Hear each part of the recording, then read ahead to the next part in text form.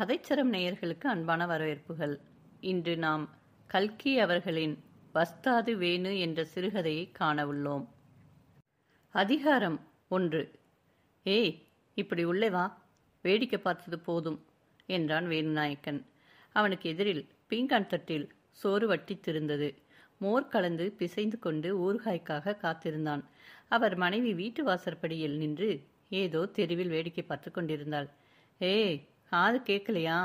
போலீஸ்காரன் குடி வருவதை பார்க்கக்கூடாது, சட்டத்துக்கு விரோதம், ஜெயிலில் போட்டு விடுவார்கள் என்று சொல்லி வேணுநாயக்கன் பலமாக சிரித்தான். ஆனால் மங்கம்மாளுக்கு இந்த பரிகாசம் புரியவில்லை. அவள் திரும்பி வந்து, ஜெயிலில் போட்டு விடுவார்களா? விளக்கு மாற்றால் அடிப்பேன். இந்த உதவாக்கரை போலீஸ் வேலைக்கு எவ்வளவு ஜம்பம்! 2 வட்டி சாமான், கட்டில், மெத்தை, நாற்காலி, ட்ரங்கு பெட்டி, வாத்திய பெட்டி, ஒன்றிலும் குறைவில்லை. குட்டிகளுக்கெல்லாம் துரைசாணி மாதிரி ஜாக்கெட். ஐயோ, என்ன ஜம்பம் என்று சொல்லி கையால் தன் கன்னத்தில் ஒரு இடி இடித்து கொண்டாள். நீ சும்மா இரு, அவர்கள் ரொம்ப காலம் இங்கே இருந்து வாழப்போகிறார்களோ? பார்த்து விடுகிறேன் என்றான் வேணுநாயக்கன். வாழாமல் என்ன, அவர்களுக்கு என்ன கேடு? மாதம் 1 தேதி சர்க்கார் சம்பளம் வருகிறது என்றால் மங்கம்மாள். எல்லா சர்க்கார் சம்பளத்தையும் நான் பார்த்து விடுகிறேன். வேணுநாயக்கன் கிட்டவா, அந்த ஜபம் எல்லாம் பலிக்கும். வந்தால் வரட்டுமே, நமக்கென்ன பயம் என்றாள் மங்கு. என்ன சொன்னாய்? வாயை அலம்பிக்கிட்டு பேசு. நானா பயப்படுகிறவன்? இவனைப் போல 1000 சிவப்பு தலைப்பாகை பார்த்திருக்கிறேன் என்று அதட்டி பேசினான் வேணு. வஸ்தாது வேணுநாயக்கனை தெரியாதவர்கள் நெல்லிப்பாக்கத்தில் ஒருவரும் கிடையாது. ஏன், சென்னை பட்டினத்திலேயே ஒருவரும் கிடையாது என்று கூட சொல்லலாம். முக்கியமாக சாயங்கால வேளைகளில் கல்லு சாராய கடைகளில் அவனுடைய ஆர்ப்பாட்டம் அதிகமாக இருக்கும். அவனை காணாத இடங்களில் ஜனங்கள் போவண்ணா நாயக்கன் என்று அவனை பற்றி பேசுவார்கள். எதிரில் கண்டால், என்ன வஸ்தாது நாயக்கரே என்பார்கள். அவனுடைய ஜீவனோபாயம் எப்படி என்பது யாருக்கும் நிச்சயமாக தெரியாது. ஆனால் சென்னை நகரில் எவ்வித தேர்தல் நடந்தாலும் சரி, வேணுநாயக்கனை அங்கே பார்க்கலாம். யாராவது ஒரு கட்சியார் அவன் உதவியை நாடுவது நிச்சயம். மீசையை முறுக்கிவிட்டு கொண்டு கையில் தடியுடன் நின்றானால் எதிர்கட்சியாருக்கு கொஞ்சம் கதி கலங்கத்தான் செய்யும்.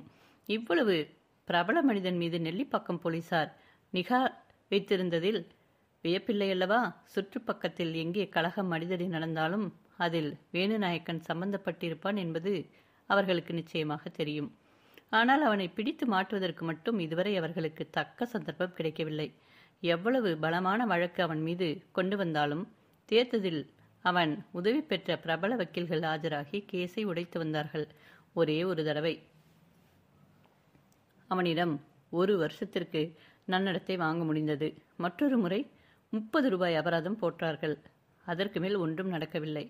இந்த நிலைமையில் வேணுநாயக்கனுக்கு போலீஸ்காரர்கள் என்றால் பூனைக்குட்டி விசுவாசம் ஏற்படுவது இயல்பே அல்லவா? ஆகவே அடுத்த வீட்டிற்கு ஹெட் கான்ஸ்டபிள் ஒருவன் குடிவருகிறான் என்று அறிந்தது முதல் அவன் மனம் கொதித்து கொண்டிருந்தது. சாராய கடையில் யாரோ இதை பற்றி பிரஸ்தாபித்த பொழுது, அட சும்மா பார்த்துக்கிட்டு 3 நாளில் அந்த நெருப்பு குச்சியை கிளப்பாவிட்டால் என் பெயர் வஸ்தாது வேணுநாயக்கன் அல்ல என்று சொல்லிக்கொண்டு அவன் மீசையை முறுக்கினான். ஆனால் மாதம் 3 ஆகியும் அந்த நெருப்பு குச்சி புறப்படுகிற வழியா இல்லை. இவ்வளவு நாளும் வேணுநாயக்கன் சும்மா இருந்தான் என்று நினைக்க வேண்டாம். தன்னால் இயன்ற முயற்சிகளை எல்லாம் செய்து வந்தான். அவன் உத்தரவுப்படி மங்கம்மா தினம் காலையில் வாசலை கூட்டி குப்பையை அடுத்த வீட்டு வாசலில் தள்ளிவிட்டு வருவாள். ஆனால் சற்று நேரத்திற்கெல்லாம் அவ்வளவு குப்பையும் வட்டி முதலுமாக வேணுநாயக்கன் வாசலுக்கே திரும்பி வந்துவிடும். வேணு ஒரு நாள் சாராய கடையிலிருந்து ஏராளமான கண்ணாடி புட்டிகள் கொண்டு வந்தான். கதவை சாத்திவிட்டு அவைகளை துண்டு துண்டாக உடைத்தான். நடுநிசி கிழிந்து போய் அந்த துண்டுகளை போலீஸ்காரன் விட்டு கொள்ளையில் வீசி கொட்டிவிட்டு வந்தான். இந்த நொறுக்கல் தொண்டு செய்த பொழுது அவன் கையில் 2-3 இடத்தில் காயம் உண்டாகி ரத்தம் வடிந்தது. அவன் அதை பொருட்படுத்தவில்லை. ஆனால் மறுநாள் சாயங்காலம் அவன் குடிமயக்கத்துடன் வீடு திரும்பி கொல்லைப்புறம் போகையில் 2 காலிலும் 2 பெரிய கண்ணாடி துண்டுகள் குத்தி காலை கிழித்த பொழுது கட்டாயம் பொருட்படுத்த வேண்டியதாக இருந்தது. ஐயோடி அப்பாடி என்று முனக ஆரம்பித்தான். என்ன ஓய், தேல் கொட்டிவிட்டதா என்று அடுத்த வீட்டு கொள்ளையிலிருந்து ஒரு சத்தம் வந்தது. பீங்கான் தட்டு வேண்டாம், ஆசார குறைவு, இனிமேல் இலை போட்டுத்தான் சாப்பிட வேண்டும் என்றான் வேணு. இந்த ஊதாரி செலவின் ரகசியம் முதலில் மங்கம்மாளுக்கு விளங்கவில்லை. வேணு சாப்பிட்டு எழுந்ததும், ஓய், இலையை மேலண்டை பக்கமாக போடு, தெரிகிறதா என்று சொன்ன பொழுதுதான் அவளுக்கு விஷயம் விளங்கிற்று. மங்கம்மாளும் அப்படியே செய்துவிட்டு வந்தாள். சில நாள் வரையில் வேணு சந்தோஷமாக இருந்தான். ஆனால் ஒரு நாள் ராத்திரி கொல்லைப்புறம் போன பொழுது அவன் சந்தோஷம் மாறிவிட்டது. என்னவோ என்று சந்தேகப்பட்டு அவன் கொல்லைச்சுவர் வழியாக பக்கத்து கொல்லையை பார்த்தான். போலீஸ்காரன் புதிதாக வாங்கியிருந்த பசுமாடுகள் 3 தம்பிடு கொடுத்து வாங்கிய வாழை இலையை ஆனந்தமாக மென்று தின்று கொண்டிருப்பதை அவன் கண்டான். குப்பை, கண்ணாடி துண்டு முதலிய சாமான்கள் உடனுக்குடன் திரும்பி வந்து கொண்டிருக்க, எச்சில் இலை மட்டும் வராத காரணம் இப்பொழுதுதான் வேணுவுக்கு புலனாயிற்று. பிறகு ஒரு நாள் வேணுநாயக்கன் தன் வீட்டிலிருந்த ஓட்டை தகரங்களை எல்லாம் சேகரித்தான். கொல்லைப்புறம் கொண்டு போய் ஒரு பெரிய தகரத்தை வீசி எறிந்தான். அடுத்த கொல்லையில் இருந்த போலீஸ்காரன், இந்த தகரத்தை எடுத்து வை, மாட்டு திணிக்கி வைக்க உதவும் என்று தன் பெண் சாதியிடம் அருமையாக சொன்னான். வேணுவிற்கு பலத்த கோபம் வந்துவிட்டது. ஓய், அப்படி ஊர் சொத்தை சுரண்டித்தான் நீர் காலட்சேபம் செய்கிறதோ என்று கத்தினான். ஓஹோ, இது உம்முடைய தகரமா என்று அடுத்த கொல்லையிலிருந்து போலீஸ்காரன் சொன்னான். மறு நிமிடத்தில் அந்த ஓட்டை தகரம் வந்து வேணுநாயக்கன் தலைமேல் நேராக இறங்கிற்று. பிறகு அவன் முதுகை தடவி கொடுத்து கொண்டு தரையில் விழுந்து ஒரு குதி குதித்தது. என்ன ஓய், தலைமையில் விழுந்து விட்டதா என்றான் போலீஸ்காரன். நாசமாக போக, ஒரு நாளைக்கு உன் மண்டையை விடைக்காமல் விடப்போகிறனா என்று வஸ்தாத நாயக்கன் முணுமுணுத்து கொண்டான். வேணுநாயக்கனுக்கு 1 மாத காலம் நல்ல தூக்கம் கிடையாது. இரவு பகல் இதே யோசனைதான்.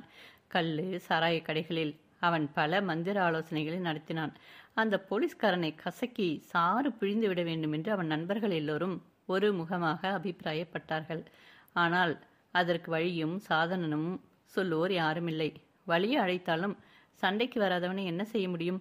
எப்படியும் அவனை ஒரு கை பார்க்காமல் விடாதே என்று மட்டும் ஊக்கப்படுத்தி வந்தார்கள். ஒரு நாள் மாலை மிக்க முகமலர்ச்சியுடன் வேணு வீடு திரும்பினான். என்ன விசேஷம் என்று அவள் மனைவி கேட்டாள். விசேஷம் இருக்கிறது என்றான் வேணு. அவன் மனைவியின் அவள் 10 மடங்கு அதிகமாயிற்று. என்ன என்ன என்று கேட்டாள். இன்றைக்கு வக்கீல் ஐயாவிடம் பேசிக்கொண்டிருந்தேன். ஒரு நல்ல யோசனை சொல்லியிருக்கிறார். இதற்குத்தான் படித்தவர்கள் சிநேகம் வேண்டும் என்பது என்றான். என்ன யோசனை? சொல்லு சொல்லு. போலீஸ்காரன் பிரத்தியான் வீட்டுக்கு நுழையக்கூடாது. வாரண்ட் வைத்து கொண்டுதான் நுழையலாம். அப்படி இல்லாமல் நுழைந்தால் அவனை மாட்டிவிடலாம். அதற்கென்ன இப்பொழுது? என்னவா? அதுதான் சட்டம். அடுத்த வீட்டு சிவப்பு தலைப்பாகை ஒழிக்க வழி. எப்படி ஒழிக்கிறது? இன்னும் புரியவில்லையா? அடுத்த வீட்டு போலீஸ்காரனை நாம் வீட்டில் நுழையும்படி செய்ய 2 சாட்சிகள் வைத்துவிட வேண்டியது. அப்புறம் வக்கீலையன் பார்த்துக்கொள்கிறான். எப்படி நுழையும்படி செய்வது? அதுதான் ரகசியம். இதோ பார், இந்த தடியினால் உன்னை இன்று நொறுக்கப் போகிறேன் என்றான். ஐயோ, உனக்கு பைத்தியம் பிடித்து விட்டதா என்ன? உடனே வேணுநாயக்கன் விழுந்து விழுந்து சிரித்தான். பைத்தியமில்லை, யுக்தி என்றான். இதோ பார், நன்றாக கேட்டுக்கொள். பரன்மேல் பழைய மெத்தை கிடைக்கிறதல்லவா, அதை எடுத்து போடு. அந்த தடியினால் அதை போட்டு அடிக்கப் போகிறேன். ஆனால் நீ உன்னைத்தான் அடிப்பதாக பாசாங்கு செய்ய வேண்டும். ஹூ ஹூ என்று கத்து. உன்மேல் எனக்கு எந்த கோபமும் இல்லை. ஆனால் நீ என்மேல் உனக்கு இருக்கும் ஆத்திரத்தை எல்லாம் கொட்டி திட்டு. கொள்கிறானே கொள்கிறானே என்று கூச்சல் போடு. வாசல் கதவை தாளிடாமல் இவ்வளவும் செய்ய போகிறேன். அந்த சிவப்பு தலைப்பாகை கட்டாயம் உள்ளே நுழையும். நான் வாசலில் ஓடிப்போய் எதிர் வீட்டுக்காரர்களை கூப்பிட்டு சாட்சி வைத்து விடுகிறேன் என்றான். முதலில் மங்கம்மாளுக்கு இந்த யோசனை பிடிக்கவில்லை. மெத்தையில் அடிப்பதற்கு சம்மதியாவிட்டால் முதுகின் மேல் அடி விழும் என்று தோன்றிற்று. ஆகவே சரி என்று ஒப்புக்கொண்டாள். சாப்பாடு முடிந்தது. அடுத்த வீட்டில் போலீஸ்காரனும் அவன் மணியும் படித்து கொண்டார்கள். அந்த சுவர் ஓரமாக மெத்தையை கொண்டு போய் போட்டான். முதலில் கொஞ்சம் வாய் சண்டை போட வேண்டும். உன் மனதில் என் மேல் உள்ளதையெல்லாம் சொல்லி தீர்த்து விடு. பக்கத்து வீட்டுக்கு கேட்கும்படி உரக்க பேசு என்றான். மங்கம்மாள் பயந்து கொண்டே ஆரம்பித்தாள். ஆனால் இதற்கு முன்னெல்லாம் அவள் ஒரு வார்த்தை பேசியதும் வேணு வாயில் போடுவது வழக்கம். இப்பொழுது அவள் பேசாமல் இருக்கவே அவளுக்கு உற்சாகம் பிறந்தது. 8 வருஷ காலமாய் அவள் மனதில் குமுறிக்கொண்டிருந்தவைகள் அனைத்தையும் எடுத்து வெளியே விடத் தொடங்கினாள். 1/4 மணி ஆயிற்று. 1/2 மணியும் ஆயிற்று. வேணு காரியம் என்னவென்பதை மறந்து போனான். உண்மையிலேயே தானும் தன் மனைவியும் சண்டையிடுவதாகவே கருதினான். இவ்வளவுதானா? இன்னும் உண்டா என்று சொல்லிக்கொண்டே எழுந்தான். இன்னும் இருக்கிறது என்று கூறி மங்கம்மாள் மேலும் ஆரம்பித்தாள் பிராணத்தை. ஆனால் வேணுநாயக்கன் உண்மையாகவே தடியை தூக்கி கொண்டு வருகிறான் என்று தெரிந்ததும் வீர் என்று ஒரு பெரிய கூச்சல் போட்டுக்கொண்டு சமையலறைக்குள் ஓடி கதவை சாத்தி தாழ்பால் போட்டுக்கொண்டாள். உள்ளிருந்தபடி அவள் வேணுநாயக்கன், அவனுடைய அப்பன், பாட்டன், இன்னும் இஷ்டமித்திர பந்து ஜனங்கள் எல்லோருடைய குணாதிசயங்களையும் வர்ணித்து அவர்களை ஆசிர்வாதம் செய்யலானாள். அவன் வேணுநாயக்கனையும் விடவில்லை. இந்த சமயத்தில் அடுத்த வீட்டிலிருந்து போலீஸ்காரன் குரல் கேட்டது. என்ன ஓய், காட்டு பூனையை ஓட்டி தொலையும், தூக்கத்தை கெடுக்கிறது என்றான் அந்த பொல்லாத குள்ளநரி. உடனே வேணு நாயக்கனுக்கு பழைய ஞாபகம் வந்தது. தொப்பு தொப்பென்று பழைய மெத்தை போட்டு அடிக்க தொடங்கினான். பாவம், 3 தலைமுறையாக வேணுநாயக்கன் குடும்பத்தை தாங்கி வந்த அந்த மெத்தை அன்று படாத பாடு பட்டது. துணி சுக்கு சுக்காக கிழிந்தது. பஞ்சு தூள் தூளாக பறந்தது. போலீஸ்காரன் மேல் கோபம் ஒரு பக்கம், பெண்சாதி மேல் ஆத்திரம் ஒரு பக்கம். அரை மணி நேரத்திற்கு மேலாகியும் வேணுநாயக்கன் ஓயவே இல்லை. திடீரென்று வாசற்கதவு திறக்கும் சத்தம் கேட்டது. ஆஹா, ஜெயித்தோம் என்று அளவிலாத குதூகலத்துடன் முன்னை விட ஓங்கி அடித்தான். திடுதிடுவென்று யாரோ ஓடி வரும் சத்தம் கேட்டது. மாட்டிக்கொண்டாயா, நெருப்பு குச்சி பயிலை என்று எண்ணுவதற்குள் திடுதிடுவென்று முதுகில் 5-6 அடி விழுந்துவிட்டது. ஆஹா பயலே என்று சத்தமிட்டு கொண்டு வேணு குதித்து எழுந்தான். முதுகிலும் தலையிலும் தோளிலும் மாறி மாறி அடி விழுந்தது. திரும்பி பார்த்ததும் வேணுவுக்கு திகைப்பு உண்டாகிவிட்டது. ஏனென்றால் அவ்வளவு தைரியமாக உள்ளே நுழைந்து தன்னை அடித்தவன் போலீஸ்காரன் அல்ல, தன் மைத்துனன் முத்துநாயக்கன், மங்கம்மாவின் அண்ணன். சங்கதி என்னடா கழுதை மகனே, உன் கைவரிசையை கடைசியில் என்னிடமே காட்டுகிறாயா? முத்துநாயக்கன் தங்கையை ஒருவன் அடிப்பதாயிற்றா என்று மேலும் சாத்தினான் முத்துநாயக்கன். அன்று வஸ்தாது நாயக்கன் வைகுண்டத்திற்கே போயிருப்பான். ஆனால் நல்ல வேளையாக மங்கம்மாளுக்கு விஷயம் தெரிந்து போயிற்று. அவள் கதவை தெரிந்து கொண்டு ஓடி வந்து அண்ணன் கையை பிடித்து கொண்டாள். மேலே ஒரு காயமில்லாமல் அவள் கொழுக்கட்டை போல இருப்பதைக் கண்டதும் முத்துநாயக்கனுக்கு கோபம் தணிந்தது. பிறகு சுற்றுமுற்றும் பார்த்தான். பழைய மெத்தையின் 10,000 துண்டு துணுக்குகளை கண்டான். என்ன சமாசாரம் என்று கேட்டான். எல்லா விவரமும் மங்கம்மாள் சொன்னாள். முத்துநாயக்கன் ஒரு நிமிஷம் திகைத்து நின்றான். பின்னர் வேணுநாயக்கன் மீது காரி உமிழ்ந்துவிட்டு ஓட்டம் பிடித்தான். மங்கம்மாள் வாசல் கதவை தாளிடப் போனாள். அந்த நிசி வேளையில் தெருவில் இருந்த அத்தனை வீட்டு வாசலிலும் ஜனங்கள் வந்து நிற்க கண்டாள். மிக வெட்கத்துடன் திரும்பி வந்து படுத்துக்கொண்டாள். மறுநாள் காலையில் வஸ்தாது வேணுநாயக்கன் எழுந்து வழக்கம் போல வெளியே வந்தான். தன் முதுகு, தோல், முகம் எல்லாம் வீங்கியிருந்ததை அவன் கவனிக்கவில்லை. அடுத்த வீட்டு வாசலில் தயாராக காத்திருந்த போலீஸ்காரன் அவனை பார்த்து, இது என்ன நாயக்கரே, நீ அல்லவோ உன் பெண்சாதியை அடித்ததாக ஊரெல்லாம் பிரஸ்தாபமாக இருந்தது. பாவம், உண்மையா அந்த அம்மாள் அப்படி அடித்து விட்டால் உடம்பெல்லாம் தடித்து போயிருக்கிறதே என்றான். பிறகு அன்று முழுவதும் வேணு வெளிக்கிளம்பவே இல்லை. ஹெட் கான்ஸ்டபிள் வீராசாமி பிள்ளைக்கு தோட்ட வேலையில் கொஞ்சம் பைத்தியம் உண்டு. அவன் அந்த வீட்டுக்கு வந்து 6 மாதம்தான் ஆயிற்று. இதற்குள் கொள்ளையை கிளி கொஞ்சும்படி வைத்திருந்தான். ஆள் உயரம் வளர்ந்திருந்த கொத்தவரை செடிகளில் கொத்து கொத்தாக காய்த்திருந்தது. ஒரு பக்கம் மல்லிகை செடிகள் செழிப்பாக கிளம்பி அப்பொழுதுதான் மொட்டு விட்டு கொண்டிருந்தன. ஒரு பந்தலில் புடலங்காய்கள் பிஞ்சும் பழமுமாக தொங்கின. மற்றொரு பந்தலில் அவரைக்கொடி பச்சை பசேல் என்று அடர்த்தியாக படர்ந்திருந்தது. புதிய இங்கிலீஷ் குரோட்டன்ஸ்களும் வாடா மல்லிகை செடிகளும் மற்றொரு பக்கம் காணப்பட்டன. 2-3 வாழைக்கன்றுகளும் வளர்ந்திருந்தன. வீராசாமி பிள்ளை வீட்டில் தங்கும் நேரத்தில் 3/4 பங்கு நேரம் புழக்கடை தோட்டத்திலேயே கழிப்பது வழக்கம். ஒரு செடியில் ஒரு இலைக்கு ஏதாவது ஆபத்து வந்துவிட்டால் அவனுக்கு அன்றிரவு தூக்கம் வராது. வஸ்தாது வேணுநாயக்கன் பழைய மெத்தையுடன் யுத்தம் புரிந்து 1 மாதமாயிற்று. ஒரு நாள் காலையில் ஹெட் கான்ஸ்டபிள் படுக்கையை விட்டு எழுந்ததும் வழக்கம் போல புழக்கடைக்கு சென்றான். அவன் அடிவயிற்றில் பகீர் என்றது. ஐயோ என்று மிகவும் தீனமான குரலில் ஒரு பெரிய கூச்சல் போட்டான். திடீரென்று கீழே விழுந்து மூர்ச்சையடைந்தான். அவன் மனைவி படுக்கையிலிருந்து குதித்தெழுந்து ஒரே ஓட்டமாக ஓடி வந்தாள். நேற்று மாலை கிளி கொஞ்சிக் கொண்டிருந்த தோட்டம் இன்று அனுமான் அழிந்த அசோகவனம் போல இருப்பதை கண்டாள். ஒரு செடி, ஒரு கொடி, ஒரு புல் பூண்டு உருப்படியாய் இருக்க வேண்டுமே, கிடையாது. அவரைக்கொடிகள் அறுபட்டு கிடந்தன. கீரைப்பாத்திகள் மிதிப்பட்டு கிடந்தன. மல்லிகை செடிகள் வேரோடு பிடுங்கப்பட்டிருந்தன. வாழைக்கன்றுகள் வெட்டி வீழ்த்தப்பட்டிருந்தன. கொத்தவரை, வெண்டை செடிகள் நிர்மூலமாக கிடந்தன. ஒரே துவம்சம், ஒரே நாசம். ஹெட் கான்ஸ்டபிள் மனைவி மகா உத்தமி. சாதாரணமாக அதிர்ந்து பேசும் வழக்கம் அவளிடம் கிடையாது. ஆனால் இந்த மகா பாதகத்தை யாரால் தான் சகித்து கொண்டிருக்க முடியும்? அட பாவி, நீ நாசமாக போக மாட்டாயா? உன்னை தெய்வம் கேட்காதா என்று கத்திக்கொண்டு 2 கை மண்ணை வாரி வேணுநாயக்கன் கொல்லை பக்கம் இறைத்தாள். உடனே ஓடி வந்து கணவனுக்கு சைத்தியோபசாரம் செய்ய தொடங்கினாள். அவனுக்கு ஸ்மரணை வந்ததும் இன்னொரு தடவை தோட்டத்தை பார்த்தான். அவ்வளவுதான். எழுந்து உள்ளே ஓடிப்போய்